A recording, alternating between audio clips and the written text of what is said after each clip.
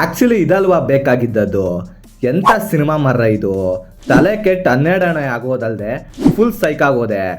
ನಿಜವಾಗ್ಲೂ ಕಣ್ರಿ, ಆ ಮೈಂಡ್ ಬ್ಲೋಯಿಂಗ್ ಕ್ಲೈಮ್ಯಾಕ್ಸ್ನ ನೋಡಿ ಅದರಿಂದ ಹೊರಗೆ ಬರೋಕ್ಕಾಗ್ತಿಲ್ಲ. ಅಷ್ಟು ಇಂಪ್ಯಾಕ್ಟ್ಫುಲ್ ಆಗಿತ್ತು ಇದರಲ್ಲಿರುವಂಥ ಕ್ಲೈಮ್ಯಾಕ್ಸ್. ಎಸ್, ಈಗ ತಾನೇ ನಾನು ಮಲಯಾಳಂನ ಸಂಭವಂ ಅಧ್ಯಾಯ 1 ಸಿನಿಮಾನ ಜಿಯೋ ಹಾಟ್‌ಸ್ಟಾರಲ್ಲಿ ಕನ್ನಡ ಭಾಷೆಯಲ್ಲೇ ನೋಡಿದೆ. ನಿಜವಾಗ್ಲೂ ಹೇಳ್ಬೇಕು ಅಂದರೆ ಈ ಸಿನಿಮಾದಲ್ಲಿ ಇರುವಂಥ ಮೈನ್ ಲೀಡ್ ಆ್ಯಕ್ಟರ್ ಯಾರಂತನೂ ಗೊತ್ತಿಲ್ಲ. ಆದರೆ ಸಿನಿಮಾ ಚೆನ್ನಾಗಿದೆ ಅಂತ ಹೇಳಿ ಸಿನಿಮಾನ ನೋಡಿದೆ. ಆದರೆ ಸಿನಿಮಾ ನೋಡಿದಾದ್ಮೇಲೆ ಗೊತ್ತಾಗಿದ್ದು, ಇನ್ನು ಇದರ ಒನ್ಲೈನ್ ಸ್ಟೋರಿ ವಿಷಯಕ್ಕೆ ಬರೋದಾದರೆ, ಸಿನಿಮಾದ ಹೀರೋ ಪೊಲೀಸ್ ಆಫೀಸರ್ ಆಗಿರ್ತಾನೆ.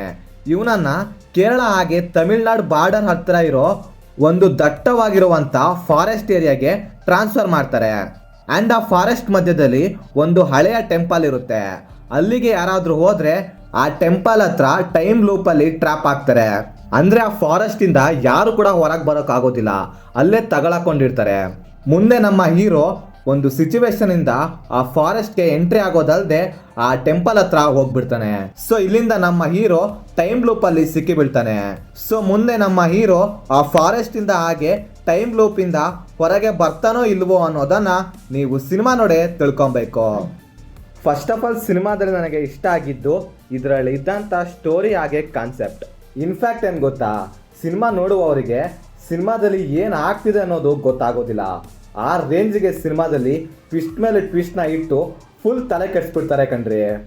ಏನಂದರೆ ಸಿನಿಮಾದ ಇಂಟರ್ವಲ್ ಬ್ಲಾಕ್ ಬರೋ ತನಕ ಸಿನಿಮಾದ ಸ್ಟೋರಿ ಯಾವ ರೀತಿ ಇರುತ್ತೆ ಅಂತ ಚೂರು ಕೂಡ ಐಡಿಯಾ ಬರೋದಿಲ್ಲ.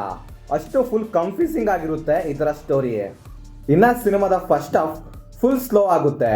ಅಂದರೆ ಸಿನಿಮಾದ ಸ್ಟೋರಿ ಏನು ಆಗ್ತಿದೆ ಅಂತ ಗೊತ್ತಾಗೋದಿಲ್ಲ. ಅಷ್ಟು ಫುಲ್ ಕನ್ಫ್ಯೂಸಿಂಗ್ ಆಗಿ ತಗೊಂಡು ಹೋಗ್ತಾರೆ.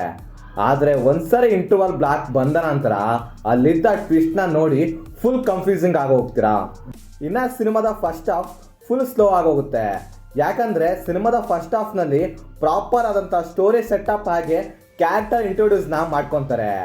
ಆದರೆ ಇಂಟರ್ವಲ್ ಬ್ಲಾಕ್ನಲ್ಲಿ ಬರುವಂಥ ಟ್ವಿಸ್ಟ್ ಮಾತ್ರ ಅಲ್ಟಿಮೇಟ್ ಮಾತ್ರ.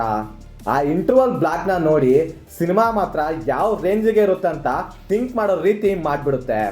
ಆ್ಯಂಡ್ ಇಲ್ಲಿಂದ ಸಿನಿಮಾದ ಸೆಕೆಂಡ್ ಹಾಫ್ ಮಾತ್ರ ಫುಲ್ ಎಂಗೇಜಿಂಗ್ ಆಗಿ ಇಡೋದಲ್ಲದೆ ಸೀಟರ್ಜಲ್ಲಿ ಕೂರೋ ರೀತಿ ಮಾಡುತ್ತೆ. ಅಷ್ಟು ಗ್ರಿಪ್ಪಿಂಗ್ ಆಗಿರುತ್ತೆ ಇದರಲ್ಲಿ ಬರುವಂಥ ಟ್ವಿಸ್ಟ್ಗಳು ಹಾಗೆ ಥ್ರಿಲ್ಲಿಂಗ್ ಸೀನ್ಸ್ಗಳು. ಆ್ಯಂಡ್ ಎಲ್ಲ ಟ್ವಿಸ್ಟ್ಗಳು ಕೂಡ ಒಂದಕ್ಕಿಂತ ಇನ್ನೊಂದು ಸೈಕ್ ಆಗಿರುತ್ತೆ. ಸೊ ಇದನ್ನೆಲ್ಲ ಬಿಟ್ಟರೆ ಸಿನಿಮಾದಲ್ಲಿರುವಂಥ ಬ್ಯಾಕ್ಗ್ರೌಂಡ್ ಮ್ಯೂಸಿಕ್ ಓಕೆ, ಪರವಾಗಿಲ್ಲ, ಡೀಸೆಂಟ್ ಆಗಿತ್ತು ಅಂತೀನಿ. ಇನ್ನು ಸಿನಿಮಾದ ನೆಗೆಟಿವ್ ವಿಷಯಕ್ಕೆ ಬರೋದಾದರೆ, ಸಿನಿಮಾದಲ್ಲಿ ಅಂತ ಮೇಜರ್ ಆಗಿ ಏನು ನೆಗೆಟಿವ್ ಅಂತ ಇಲ್ಲ. ಆದರೆ ಸಿನಿಮಾದ ಸ್ಟೋರಿನೇ ಸ್ಟಾರ್ಟ್ ಆಗೋಕ್ಕೆ ತುಂಬ ಟೈಮ್ ತಗೊಳುತ್ತೆ. ಸಿನಿಮಾದಲ್ಲಿ ಕೆಲವೊಂದು ಶಾರ್ಟ್ಸ್ಗಳನ್ನು ನೋಡಿ ಅಲ್ಲಿದ್ದಂಥ ಕ್ಯಾಮ್ರಾ ಮೂಮೆಂಟ್ನ ನೋಡಿ ತುಂಬ ಅಂದರೆ ತುಂಬ ಲೇಜಿ ಅನಿಸ್ತು. ಕೆಲವರಿಗೆ ಇದು ಮ್ಯಾಟ್ರ್ ಆಗದೆ ಇರ್ಬೋದು, ಆದರೆ ಸಿನಿಮಾನ ಜಾಸ್ತಿ ನೋಡುವವರಿಗೆ ಇದು ಸ್ವಲ್ಪ ಪ್ರಾಬ್ಲಮ್ ಅನಿಸ್ಬೋದು. ಸೊ ಇವುಗಳನ್ನು ಬಿಟ್ಟರೆ hole of the cinema is good. ಒಳ್ಳೆ ಎಕ್ಸ್ಪೀರಿಯನ್ಸ್ ಅಂತೂ ಸಿನಿಮಾ ಕೊಡುತ್ತೆ. ಇನ್ನು ಓವರಲ್ ಆಗಿ ಸಿನಿಮಾ ಹೇಗುಂಟು ಅಂತ ಹೇಳೋದಾದರೆ,